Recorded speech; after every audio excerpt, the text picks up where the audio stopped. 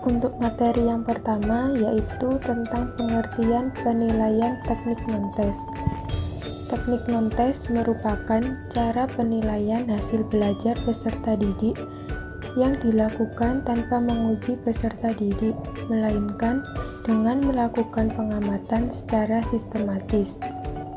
Penilaian teknik non-tes ini umumnya digunakan untuk menilai kepribadian anak secara menyeluruh, meliputi sikap, tingkah laku, sifat, sikap sosial, dan yang lain-lain yang berhubungan dengan kegiatan belajar, baik itu secara individu maupun kelompok. Untuk materi selanjutnya yaitu tentang fungsi penilaian teknik non-tes. Di sini ada 4 fungsi penilaian teknik non-tes. Yang pertama, alat untuk mengetahui tercapai tidaknya tujuan instruksional. Dengan fungsi ini, maka penilaian dapat mengacu pada rumusan-rumusan instruksional. Yang kedua, umpan balik sebagai perbaikan proses belajar mengajar. Perbaikan mungkin dilakukan dalam hal tujuan instruksional, kegiatan siswa, strategi mengajar guru, dan lain-lain. Yang ketiga, dalam menyusun laporan pengajuan belajar peserta didik kepada orang tuanya. Dalam laporan tersebut, dikemukakan kemampuan dan kecakapan belajar siswa dalam berbagai bidang studi dalam bentuk nilai-nilai prestasi yang didapatinya. Yang keempat, dapat memberikan pertanggungjawaban dari pihak sekolah pada pihak-pihak lain, karena diperoleh langsung dari proses belajar, baik di kelas, laboratorium, lapangan, dan lain-lain. Baik, saya Nur Kumala Sari Lutfi akan melanjutkan materi sebelumnya. Bahasan selanjutnya, macam-macam alat penilaian teknik non-tes. Yang pertama, presentasi kelas. Presentasi kelas merupakan suatu asesmen yang mengharuskan siswa menyampaikan secara verbal pengetahuannya tentang topik tertentu dari suatu bahan ajar, menyajikan contoh hasil karyanya yang telah selesai, serta mengorganisasikan pemikirannya untuk menyampaikan ringkasan dari pemahamannya tentang bahan ajar. Tujuan dari presentasi kelas yaitu untuk menilai siswa jika hasil tes tertulis siswa menunjukkan pemahaman yang kurang sepadan atau siswa mengalami kesulitan dalam memahami bahan ajar yang diujikan. Yang kedua, konferensi. Konferensi merupakan pertemuan formal atau informal antara guru dengan seorang siswa atau orang tua siswa yang bersifat individual untuk menggali berbagai kesan terhadap pembelajaran, kesulitan dalam pembelajaran, serta informasi lain guna untuk tujuan pendidikan. Adapun tujuan dari konferensi yaitu saling bertukar gagasan atau berbagi informasi, melakukan eksplorasi terhadap pemikiran siswa, serta memberikan saran-saran untuk langkah selanjutnya yang harus dilakukan oleh siswa. Ketiga, pameran atau demonstrasi. Pameran atau demonstrasi merupakan suatu bentuk kinerja di mana siswa menjelaskan, menerapkan suatu proses, prosedur, dan lainnya dengan cara yang konkret guna menunjukkan kecakapan individunya tentang suatu keterampilan atau pengetahuan tertentu. Tujuan dari pameran atau demonstrasi yaitu untuk menunjukkan prestasi individu tentang keterampilan dan pengetahuan khusus dalam situasi publik. Yang keempat, wawancara atau interview. Wawancara merupakan percakapan tatap muka dalam kesempatan di mana seluruh pihak, yaitu guru, siswa, dan orang tua, menggunakan keingintahuannya untuk saling berbagi pengetahuan dan pemahaman terhadap suatu isu, topik, atau masalah yang menjadi minat bersama. Tujuan wawancara yaitu melakukan eksplorasi terhadap pemikiran siswa serta memberikan saran-saran untuk langkah selanjutnya yang harus dilakukan oleh siswa. Yang kelima yaitu observasi. Observasi merupakan suatu proses berupa pengamatan dan pencatatan sistematis tentang perilaku siswa untuk membuat keputusan tentang suatu program.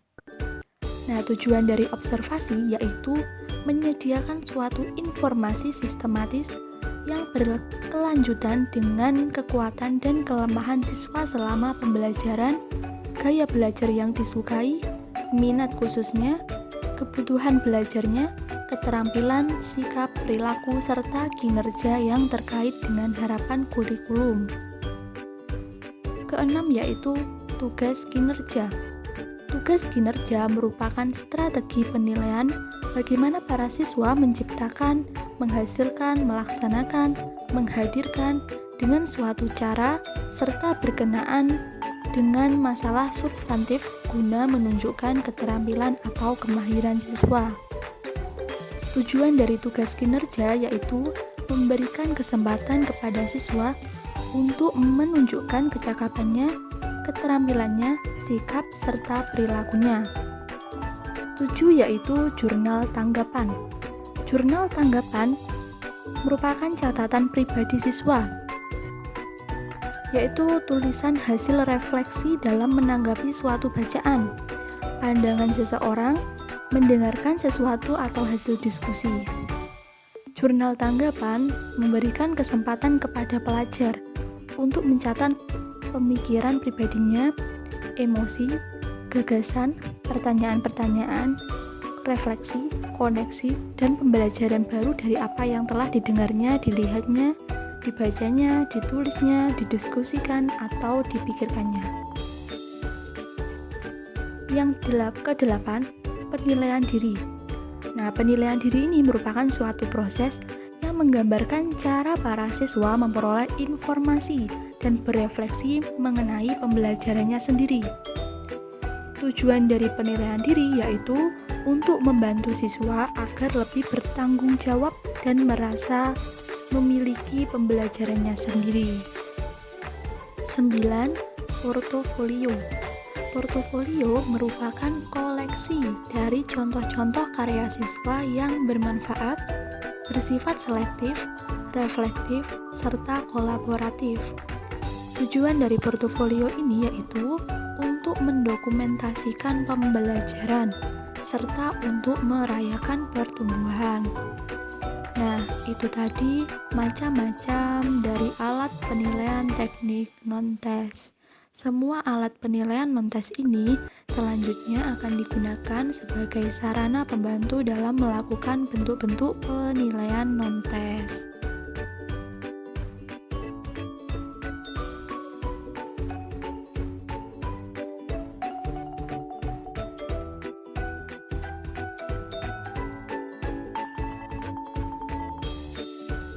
Selanjutnya kita akan membahas tentang langkah penyusunan penilaian non-tes. Pertama yaitu penilaian sikap. Sikap dapat diartikan sebagai tingkah laku untuk berbuat sesuatu dengan cara tertentu terhadap dunia sekitarnya, baik berupa orang maupun objek tertentu. Penilaian sikap ini merupakan salah satu cara untuk mengukur psikologi. Mengukur sikap termasuk hal yang sulit. Hal ini dikarenakan yang pertama, atribut psikologi tidak tampak.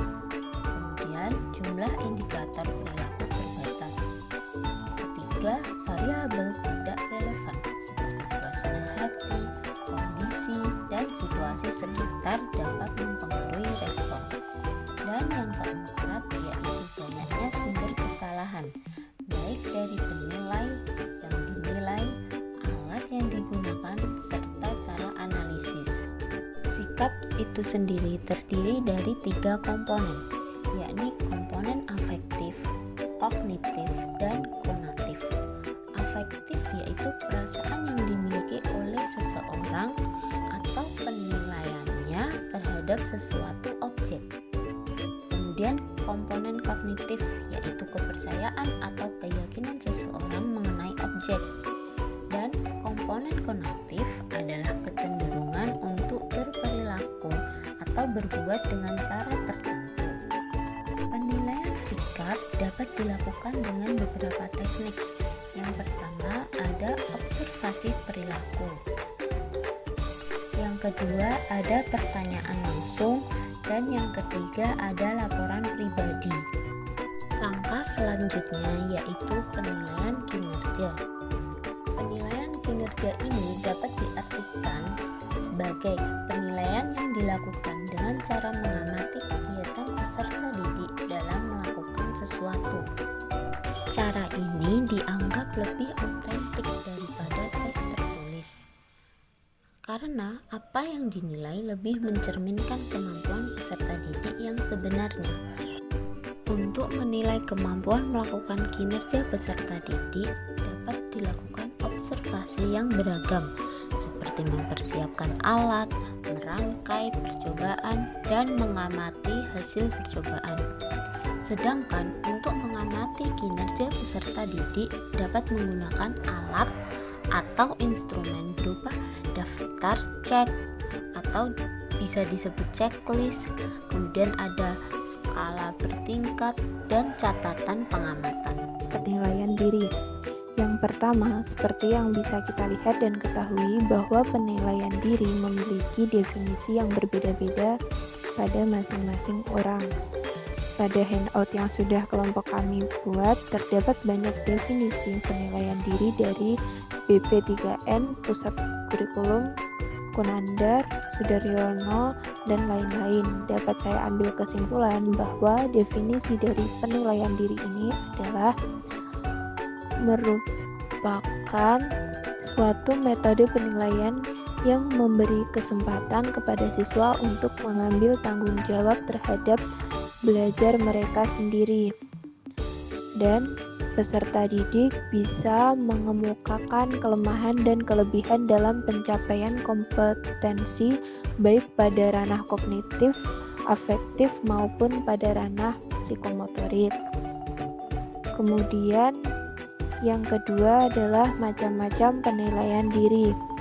Yang pertama, penilaian langsung dan spesifik, yaitu penilaian secara langsung pada saat atau setelah selesai melakukan tugas untuk menilai aspek-aspek kompetensi tertentu dari suatu mata pelajaran. Misalnya, pengutaraan secara langsung ketidakpahaman atas suatu materi setelah materi dijelaskan. Nah, yang kedua, penilaian tidak langsung dan holistik, yaitu penilaian yang dilakukan dalam kurun waktu yang panjang untuk memberikan penilaian secara keseluruhan.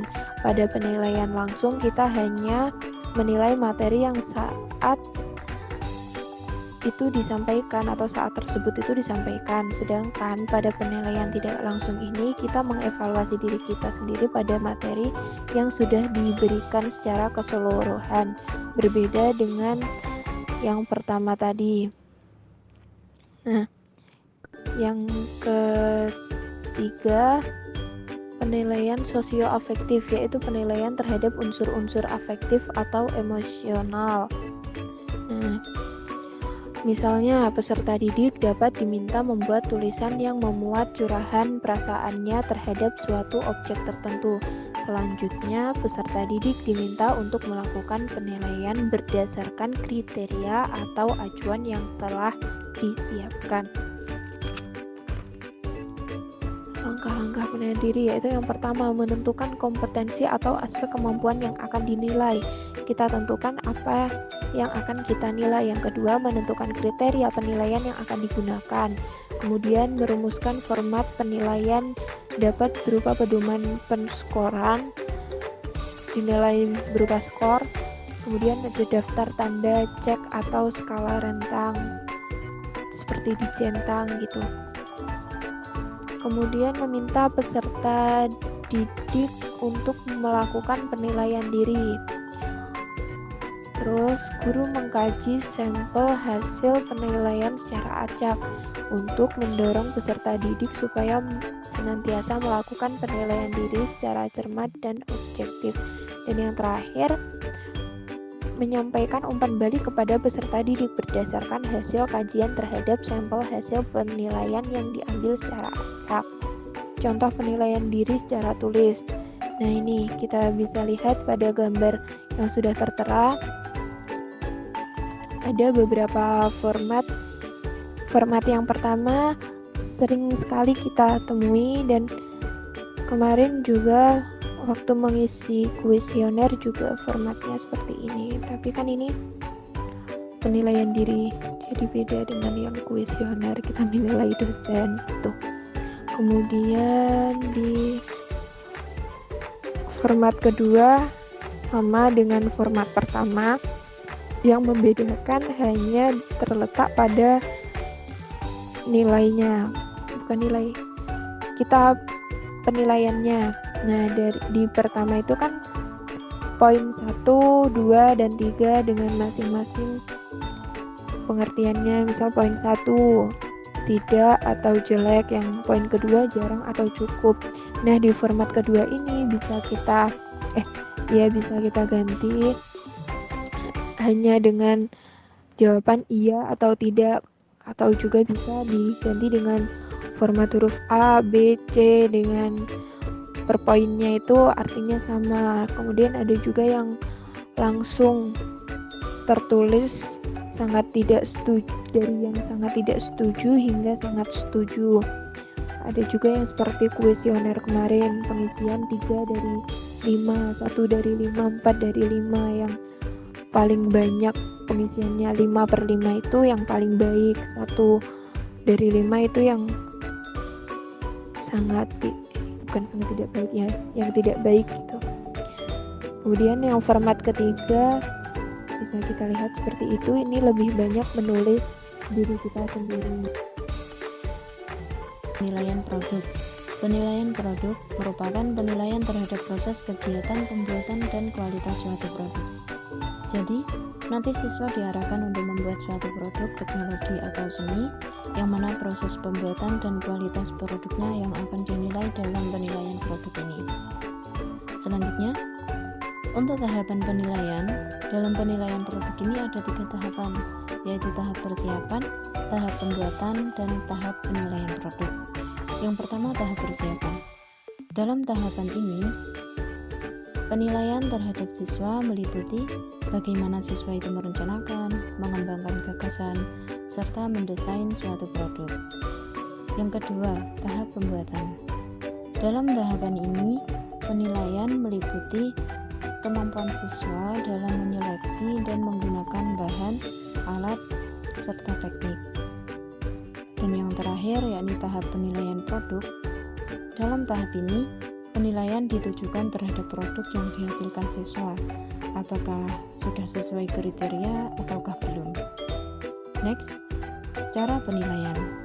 Penilaian produk ini ada 2 cara. Yang pertama cara holistik dan yang kedua cara analitik.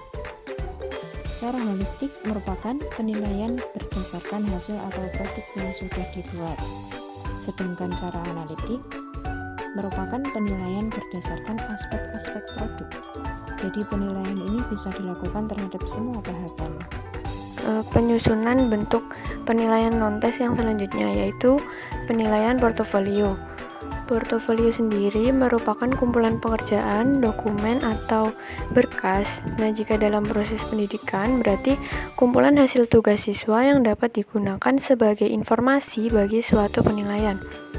Kumpulan hasil pekerjaan siswa tersebut dapat dijadikan sebagai informasi penilaian yang menunjukkan apa saja yang dapat dilakukan siswa dalam suatu kurun waktu tertentu.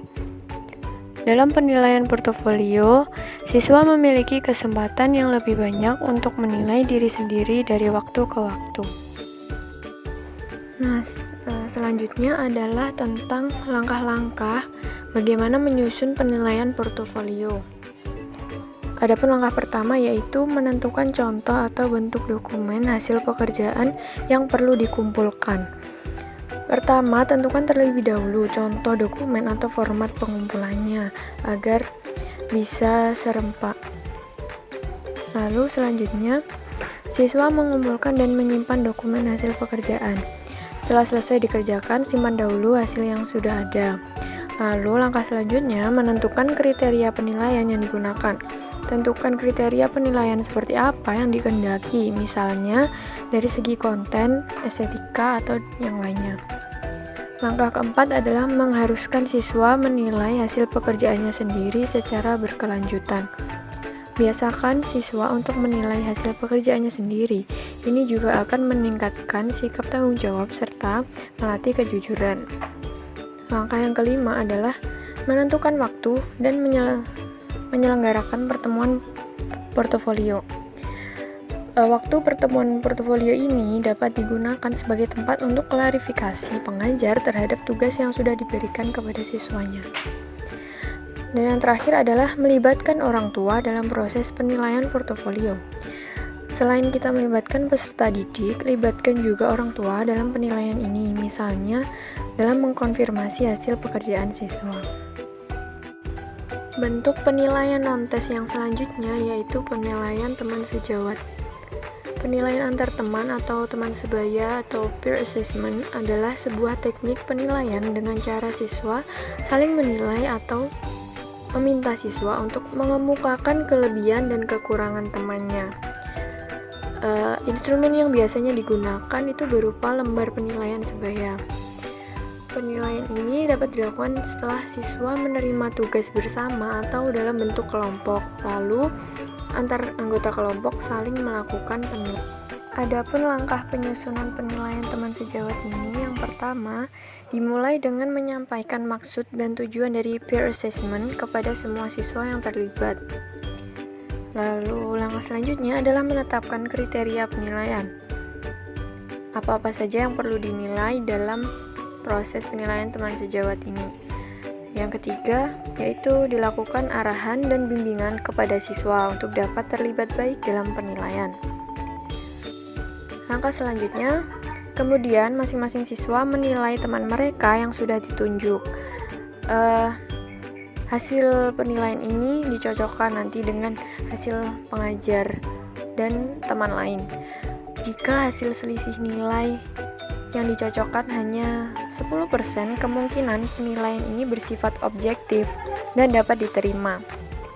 Dan langkah yang terakhir adalah mengawasi dan mengklarifikasi hasil penilaian untuk mengidentifikasi hal-hal yang dapat menyebabkan perbedaan hasil penilaian, sehingga nantinya dapat dihindari atau diperbaiki.